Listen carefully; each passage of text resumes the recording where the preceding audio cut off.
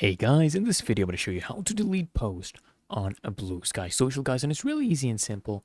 So first things first, make sure you're actually logged in either in your mobile device, on the app or on the browser. Okay, then what you're going to do, guys, is on this left pane you'll see a bunch of options. You want to click on profile. You want to access your profile. This is my profile, guys.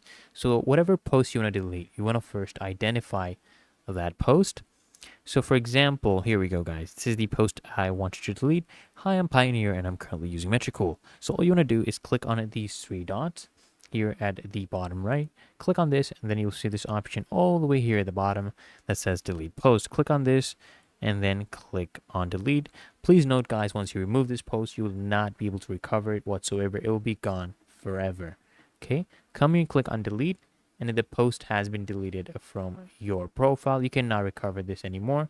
So if I refresh my profile, this will go from 4 to 3 posts, guys, and you'll see this right now in a moment. Here we go, guys.